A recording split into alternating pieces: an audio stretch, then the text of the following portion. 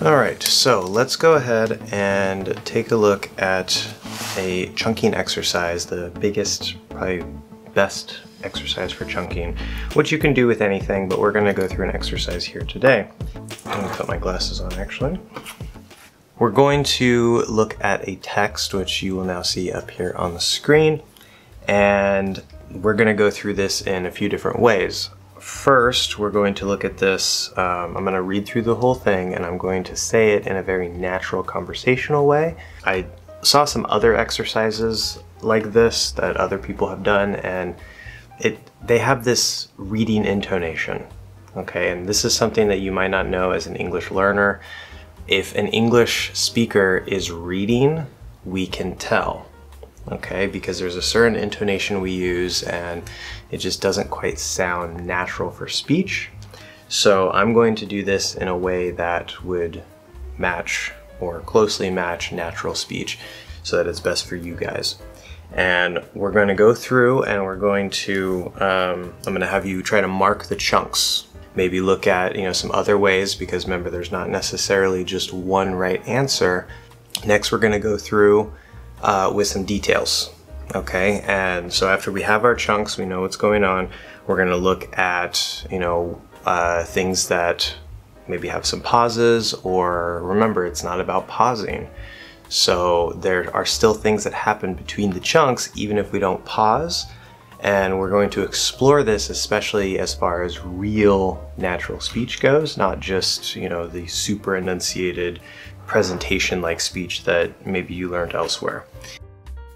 So all you have to do for this first part of the exercise is mark where you think the chunks end, and you can follow along in the description. I have a link to a Word file that you can use with this exercise, and you can just put like a slash between chunks or at the end of each chunk. Last week I went to the store and bought a new computer. Guess how much it cost? $2,000. I can't believe I paid that much, but this computer has everything. It's fast, powerful, and can do anything I want it to. So if you want, you can rewind, go back over that. You can have a little more time to mark things, but otherwise we're going to continue on here and we're going to look at the answers. First, we have last week, and there's a comma there. The reason there's a comma is because the last week actually goes somewhere else in the sentence, but we can take it out of that spot and put it at the beginning. Although it is part of sort of the overall idea, right? We're saying when. It kind of is its own little piece, because we're sort of taking it out and saying, when did this happen? Last week, something. So you could say that that is in itself a little chunk. Okay, then we have I went to the store and bought a new computer.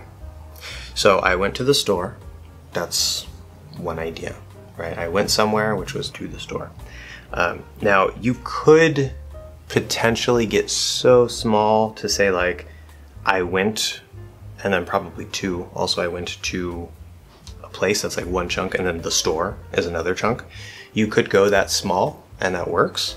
But this is really all one big idea, and it's perfectly fine to say, I went to the store. I went to the store, that's one chunk. Okay, good. We have and, so we have another idea, another chunk here. Bought a new computer. So we could say we have 3 chunks. Last week, I went to the store and bought a new computer. And we can actually sort of zoom out even more, potentially, right? Again, there's not necessarily just one right way to chunk this. You can say this whole thing from I to computer is like one big idea, right? I went to the store and bought a new computer. I went to the store and bought a new computer. And depending on how we do the intonation and the flow between those pieces, it can sound more like one piece, or it can sound sort of like 2 pieces. So let's take a closer look at the details here. First, we'll notice with last week, last week, last week. So we're going up because of that comma. The thing here, so last is stressed, week is stressed. They're one syllable content words, so they're going to be stressed. But we need to go up a little bit more because last week, I something, something, something, right? And there's different variations on the intonation you can use there, but what you don't want to do is say, last week I went, last week I went, last week I went. See, there's no sort of separation or variation between week and I. And so it kind of just sounds all like it's blurred together, and that makes it very hard to understand, okay? So even if there's not actually a pause, which notice we can connect the K in week to the I, right? Last week I went, last week I went, right? So you can connect through a comma. But even there's not necessarily a pause there. There doesn't have to necessarily be a pause there. But we do need some sort of change with, say, the speed in the chunk and or the intonation going to the next chunk. I went to the store. I went to the store. I went to the store. It's like one big, long, nicely paced piece. I went to the store. Da, da, da, da. But then notice we're probably going to kind of slow down a little bit at towards the end and then pick back up into the next one. I went to the store and bought. I went to the store and bought. You don't necessarily have to raise the intonation there, but it's a common thing. Okay. I went to the store and bought a new computer. So you should sort of be able to hear that point in between as we transition between the chunks.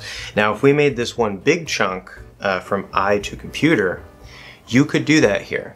I went to the store and bought a new computer. I went to the store and bought a new computer. Store and bought, store and bought. So store is stressed, bought is stressed. But the first time we did it and we said, I went to the store as one chunk and bought a new computer as another chunk, I was kind of manipulating the intonation there. And I was changing the speed towards the end of one chunk and then into the next chunk. I went to the store and bought a new computer. 2 chunks. I went to the store and bought a new computer. Or as one big chunk, I went to the store and bought a new computer. I went to the store and bought a new computer. See, it's a little bit flatter. We're still stressing the stressed words, but there's not that variation or that sort of noticeable difference going between those two pieces because now we're treating it like one big chunk. Let's go to the next part, right? Guess how much it cost. Guess how much it cost. This is really just one big thing, right? It's just a chunk. And again, you can break this into maybe smaller pieces, but there's not really a whole lot of reason to do that here. So guess how much it cost. And so there's also a nice flow there. Guess how much it cost. Guess how much it cost. It's not like guess how much it cost. Guess how much it costs. One big nice flow. Now the next part is interesting because the way I said this, and I didn't have to say it this way, $2,000. Okay, now why would I do that? So $2,000, $2,000, that's a nice good chunk by itself. The idea is that, well, I could buy a computer for a lot less than $2,000, right? So this is a little bit, again, with the intonation, but also I'm adding extra pauses to really emphasize the pieces of that chunk. And it just makes it sound stronger, it makes it sound a little more dramatic, like, wow, that's a lot. Next, I can't believe I paid that much because this computer has everything. Or sorry, but this computer has everything. I can't believe something. Now there's a word between these, between believe and I, the word that, which we don't have to say here. Okay, it's optional, it's implied. Usually if you see the word that to connect to clauses or to ideas, that's going to be the line where a chunk is. And that's part of the reason why we can usually drop the word that is because it's very clear from, say, the way that we're saying it, between like the speeding up and slowing down, or maybe with the intonation, it's very clear to us that the word that is there and it's implied. Okay, you can't always do that, but most of the time that's what we do. I can't believe, that's one idea. Okay, that's one chunk. I paid that much. I can't believe I paid that much. Okay, that's the thing I can't believe.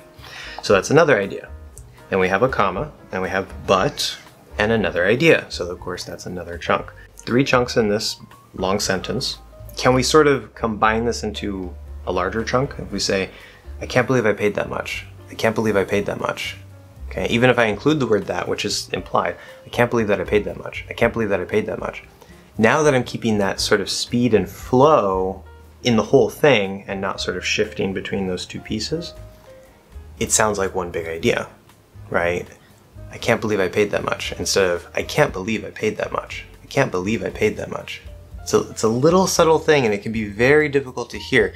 You might want to go back to when I first originally was going through this and reading it and put it on like 0.5 speed and really listen into the rhythm and the intonation and all the things that are happening, because it can be really hard to hear at faster speed. So you could make that sort of one big idea, but then we have the but, the next part, and that's probably not going to be part of the same chunk.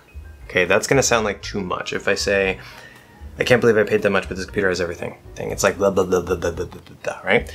So if I make one big chunk and then one other chunk with but, I can't believe I paid that much, but this computer has everything. I can't believe I paid that much, but this computer has everything. So you can do it like that.